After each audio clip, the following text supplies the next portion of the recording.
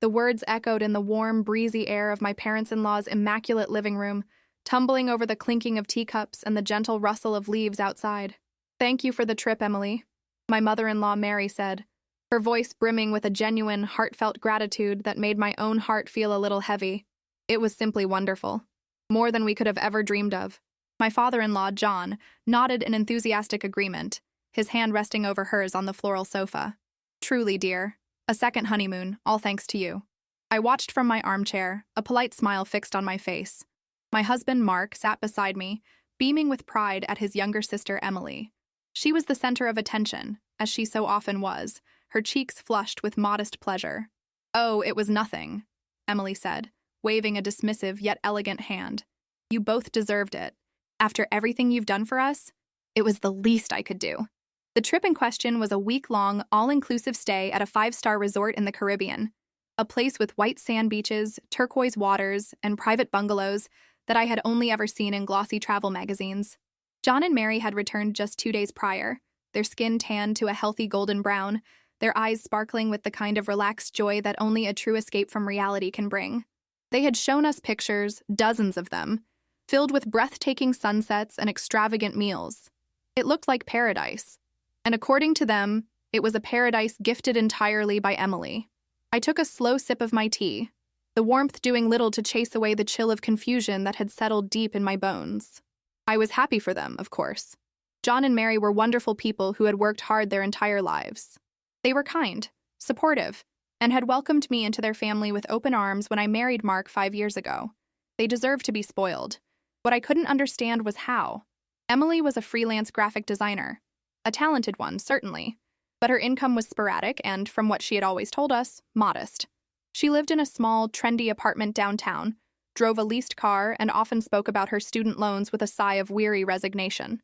A trip of that magnitude for 2 people would have cost a small fortune, tens of thousands of dollars easily. It simply didn't add up. Mark squeezed my hand, pulling me from my thoughts. "Isn't she amazing?" he whispered, his eyes still fixed on Emily. I saw nothing but pure admiration in his gaze. He had always been her biggest champion, fiercely protective of his little sister. "She is," I whispered back, because what else could I say? Questioning Emily's grand gesture in that moment would have been cruel, like throwing a stone into a perfectly still pond. It would make me seem jealous or petty. So I held my tongue, burying my questions beneath layers of polite congratulations. I listened as Mary recounted the story of their private snorkeling tour and as John described the incredible 7-course meal they had on their final night. Every detail was a fresh wave of cognitive dissonance. Later that evening, as Mark and I drove home, I finally let the question surface.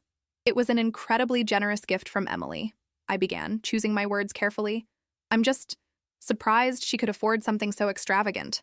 Mark shrugged, his eyes on the road. "She probably saved up for a long time. Or maybe she landed a big client. You know Em? She's full of surprises." His tone was light, unconcerned, effectively shutting down the conversation. He didn't see a mystery to be solved. He only saw his wonderful, generous sister. I knew that pressing the issue would only lead to an argument, a familiar pattern whenever I voiced even the slightest skepticism about Emily. To Mark, any question about his sister felt like an attack. So, I let it go. Again. The feeling, however, didn't let me go. It lingered for the next week, a quiet hum of unease beneath the surface of my daily life. It was there when I paid my own credit card bill, a fraction of what that vacation must have cost. It was there when I transferred money into our joint savings account, a fund we were slowly building for a down payment on a house. Where had Emily gotten that kind of money? Had she won the lottery and not told anyone? Had she taken out a massive loan?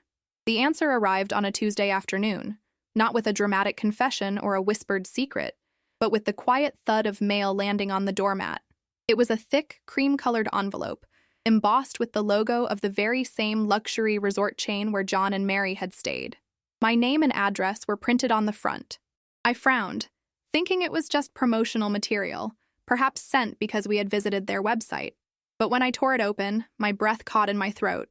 It wasn't a brochure, it was a bill. A final invoice for a 7-night stay, complete with spa treatments, private excursions, and a staggering room service tab. The total at the bottom of the page made my vision swim. And there, on the line designated for the authorized guest, was a name. My name. Below it, a signature. A flawless, looping forgery of my own handwriting. For a long moment, I could do nothing but stare at the heavy, cream-colored paper in my hand. The numbers seemed to mock me, a dizzying array of charges that felt more like a ransom note than a hotel bill. My heart hammered against my ribs, a frantic, panicked drumbeat in the sudden, deafening silence of my house.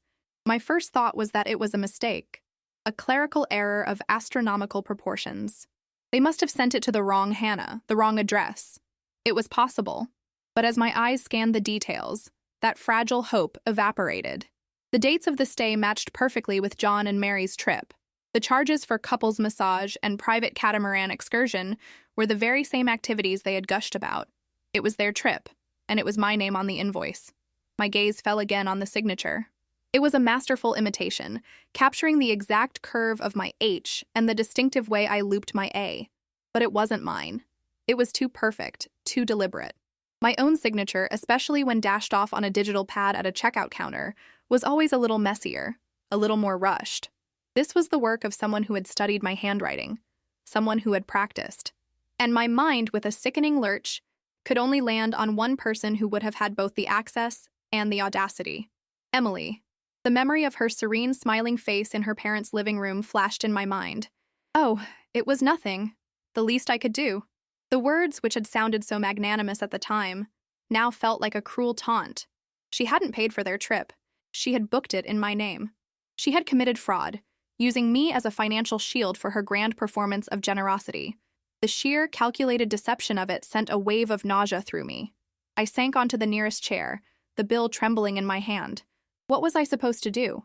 Call the resort and contest the charge? They would ask for proof, and what did I have? My word against a digital signature that looked uncannily like my own. They would see me as just another person trying to skip out on a massive bill. My credit score would be destroyed. We could be sent to collections or even sued. The life Mark and I had been carefully building, our savings, our plans for a house, could be shattered by this single malicious act. And then there was Mark, my dear husband, who saw his sister as a paragon of virtue. How could I ever make him believe this? He would defend her. He would find a million other explanations before he would accept that Emily was capable of such a thing. He would say it was a sophisticated scam by a stranger, a coincidence. He would accuse me of being paranoid, of having a grudge against his sister. I knew I couldn't face him with just the bill. I needed more. My hands, still shaking, opened my laptop. I logged into my online banking, my eyes scanning for any unusual activity. Nothing. I checked my credit cards. All my accounts were secure, with no strange charges. This wasn't a case of someone stealing my card number. This was different. More personal. Whoever did this had my personal information, my name, my address, and had used it to open a line of credit directly with the resort, forging my signature for authorization. When I heard Mark's key in the door an hour later, I had the bill laid flat on the kitchen island like a piece of evidence at a crime scene. My heart was a cold, heavy knot in my chest. "Hey, hun, I'm home," he called out, his voice cheerful. His smile faded as he saw my face. "What's wrong? You look like you've seen a ghost." I couldn't form a complete sentence. I just pointed at the envelope and the invoice. "This came in the mail today." He picked it up, his brow furrowed in confusion. He read through it, his expression shifting from puzzlement to disbelief. "What is this? The resort in the Caribbean? $46,000? This is insane. It's obviously a mistake, Hannah." "Is it?" I asked, my voice barely a whisper. "Read the name on the account, Mark. Read the signature." He stared at it, his eyes narrowing. "That's your name. And that looks like your signature. Someone must have stolen your identity. We have to call the fraud department, cancel your cards." I took a deep breath, steeling myself. A random thief wouldn't do this, Mark. Think about it. What kind of identity thief steals your information only to book a luxury vacation for your parents? The exact same vacation Emily said she was gifting them? The color drained from his face. He looked from the bill to me, a flicker of something unreadable in his eyes. Anger, denial, maybe even fear. "What are you trying to say?" "I think Emily did this," I said, the words falling like stones in the quiet room. "I think she wanted to look like the generous daughter, and she used me to pay for it." Mark dropped the bill on the counter as if it had burned him. His face hardened. "That's a horrible thing to say, Hannah. Absolutely ridiculous. Why would you even think that? Emily would never do something like this. Never." "It all adds up," I insisted, my voice rising with desperation. "The cost, The fact that she could never afford it, the signature. He wouldn't believe a stranger would do it, and I didn't want him to believe a stranger did it. He had to believe me. No, it doesn't add up, he shot back, his voice now loud. You've never liked how close I am with Emily. You're always looking for something to criticize. Now you're accusing her of being a criminal? Of forging your signature and stealing nearly $50,000? It's absurd. Tears of frustration stung my eyes. This isn't about me not liking her, Mark. This is about a bill for $46,000 with my name on it. Are you listening to me? This could ruin us. And you're more worried about defending her than protecting our future. Because she's my sister, and she is innocent, he yelled, his fists clenched at his sides. Find another explanation, Hannah. Because it wasn't her. He turned and walked out of the room, leaving me standing alone in the kitchen, the weight of the bill, the debt, and his disbelief crushing me all at once. I had never felt so alone in my own marriage. The days that followed were some of the coldest I had ever experienced in our home. Mark and I moved around each other like strangers, the silence between us thick with unspoken accusations and resentment. He was polite, but distant. He would ask about my day in a clipped, formal tone, and any attempt I made to breach the wall he'd built would be met with a swift change of subject. He refused to discuss the bill. To him, the matter was closed. It was a mistake, a fraud by a phantom thief, and my accusation against Emily was an unforgivable betrayal. He had called the resort's general customer service line, reported a potential fraud case in a detached manner, and considered his duty done. But the resort, of course, saw it differently. They had a signed authorization. The bill was valid. Meanwhile, the reality of the situation was a constant, terrifying weight on my shoulders.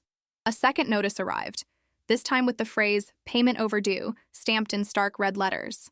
I started having nightmares about bailiffs knocking on our door, my phone buzzing with calls from numbers I didn't recognize. Debt collectors, I assumed. I began hiding the mail, intercepting it before Mark could see the escalating demands from the resort. I was protecting him, not just from the financial threat, but from the truth I knew he couldn't handle. I was living a double life, one where I pretended everything was fine for my husband, and another where I spent hours on my own, staring at the bill until the numbers blurred, my mind racing through impossible scenarios. The anger and disbelief I had initially felt began to curdle into a grim resolve. Mark's denial had hurt me more than I could put into words, but it had also shown me one undeniable truth. He would never believe me without irrefutable proof. My word meant nothing against his sister's. If I was going to save our future, I had to do it alone. I had to become a detective in my own life. The signature on the invoice was the only piece of physical evidence I had. I knew in my gut that it was Emily's work, but I needed to prove it. I needed a sample of her handwriting, a recent one, to compare it to the forgery. But how? Asking her to sign something would be an immediate red flag. She was cunning, the slightest hint of suspicion, and she would retreat, covering her tracks. The opportunity came from an unlikely place. The family calendar hanging on our kitchen wall. Emily's birthday was in 2 weeks. It was an annual tradition for Mark and me to buy her a gift, and for her to send a thank you card or text afterward. This year, I decided to change the script. My plan began to form, meticulous and risky. I would buy Emily a beautiful, expensive fountain pen, something a graphic designer would appreciate. I would present it to her with a lovely blank card. Then, a few days after her birthday, I would execute the second, more crucial part of the plan. I would tell Mark I needed a signature for a group gift card for a coworker, and since my own handwriting was so messy, could he possibly ask Emily to sign it the next time he saw her? It was a flimsy excuse, but given my agitated state, I hoped he would see it as an innocuous request, a small concession to keep the peace. I would make sure the name on the card was generic, something like Jane. All I needed was her signature, her genuine, unpracticed signature. The week before her birthday, we had our regular Sunday dinner at John and Mary's house. The meal was an exercise in excruciating self-control. My in-laws, still floating on the memories of their trip, talked about it incessantly. "Oh, Hannah, you wouldn't believe the color of the water," Mary said, her eyes distant and dreamy, like a sapphire. John and I took a walk on the beach every single morning. "And the food," John added, patting his stomach. "I think I gained 5 pounds, and it was worth every ounce. That girl of ours, Emily, she has a heart of gold." I nodded and smiled, my stomach churning with each word of praise. I could feel Mark's eyes on me, daring me to show a flicker of dissent. Emily was there, of course, soaking it all in with a serene smile. She caught my eye at one point and gave me a small, knowing look, as if we were sharing a wonderful secret. The audacity of it made my blood run cold. She wasn't just a fraud, She enjoyed the performance.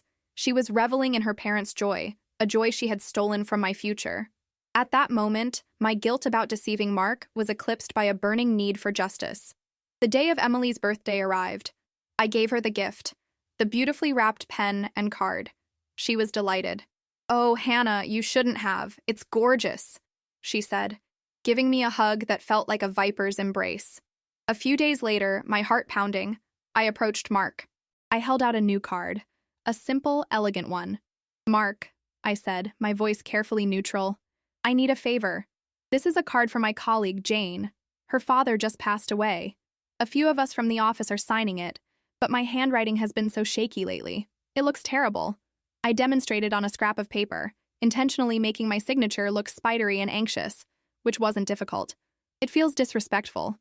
I know it's a weird thing to ask, but the next time you see Emily, could you just have her sign it? Her script is always so perfect."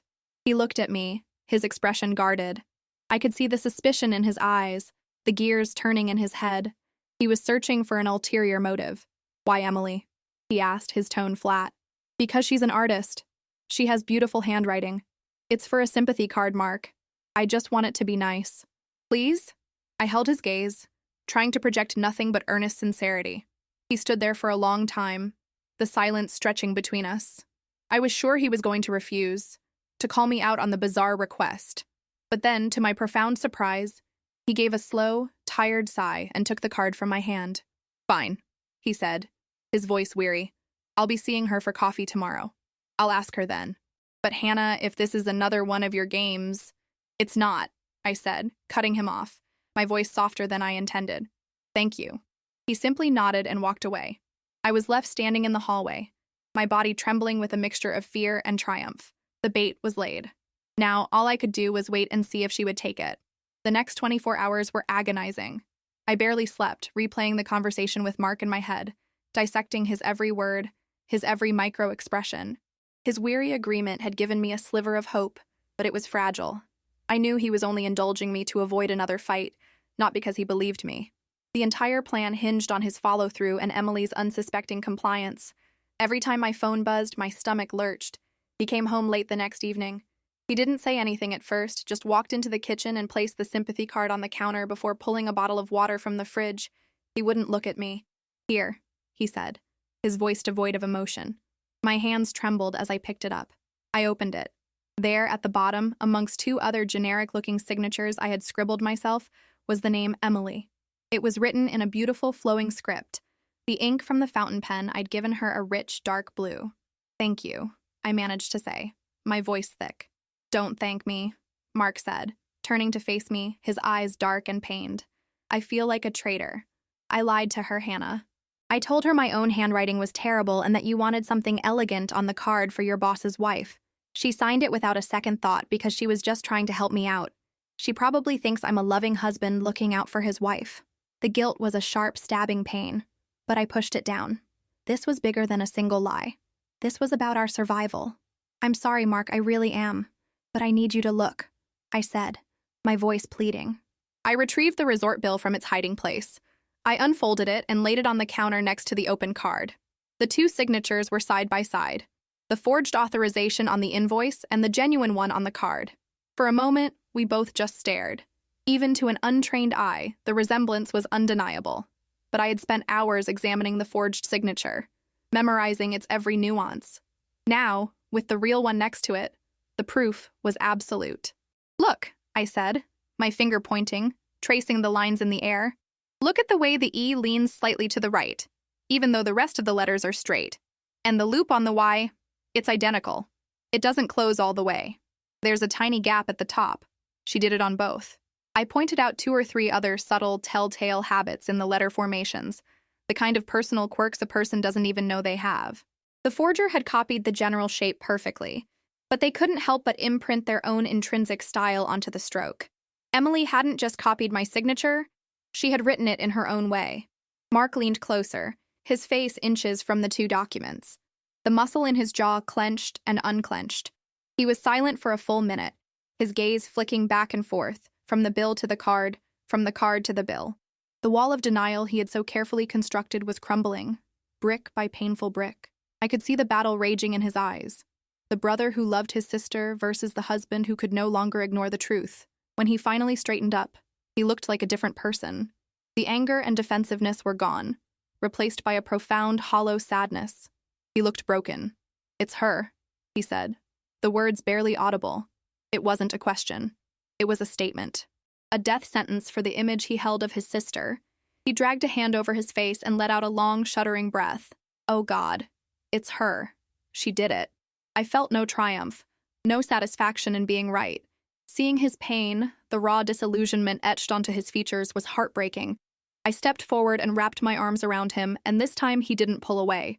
He sagged against me, his body heavy with the weight of the betrayal. We stood like that for a long time, clinging to each other in the silent kitchen.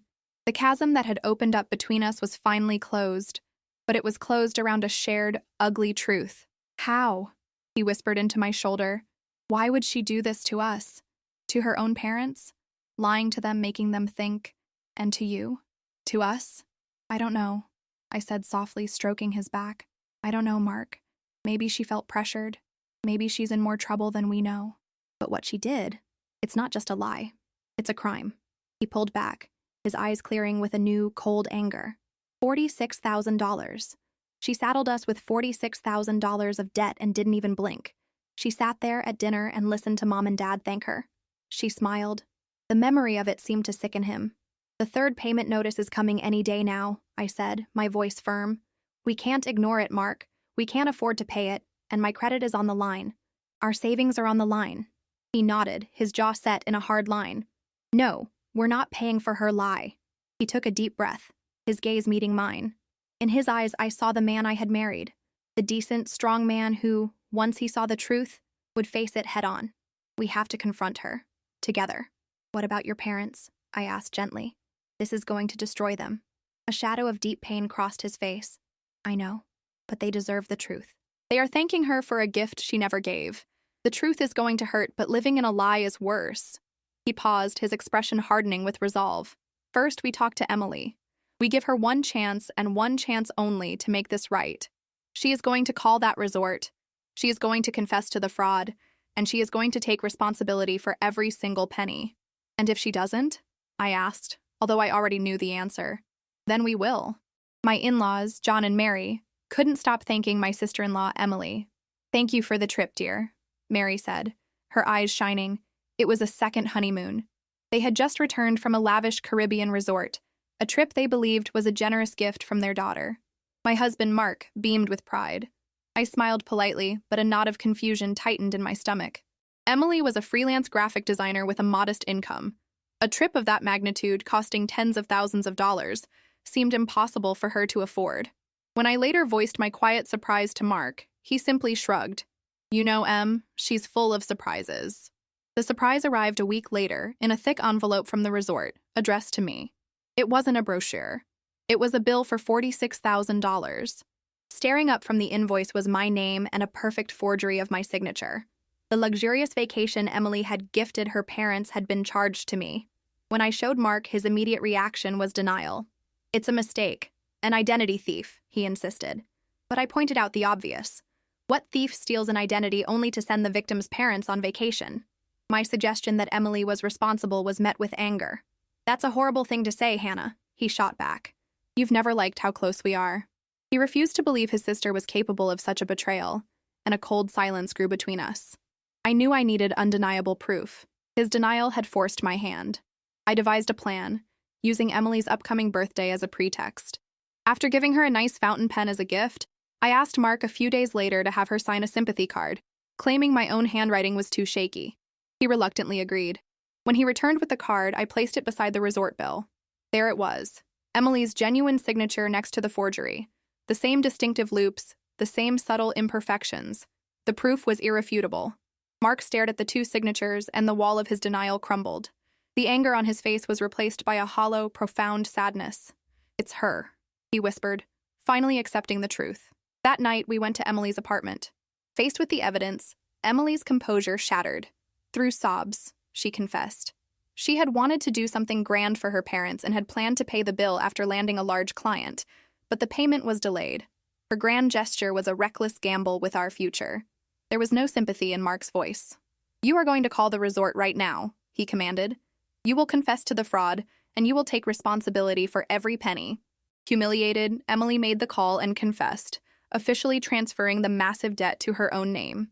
We left her alone to face the consequences. Telling John and Mary was heartbreaking. Their joy turned to quiet devastation, not for the lost gift, but for the broken trust. The fallout was immense, but for Mark and me, the crisis had passed. He apologized for his blindness, forever doubting me. Our marriage, nearly broken by the deceit, had been forged stronger in the painful fire of the truth. We learned that the most valuable things in life aren't built on grand gestures, but on the simple, unshakable foundation of honesty. If this story resonated with you, share it with someone who needs a reminder that trust is the most precious gift of all, and its strength is only truly known when it is tested.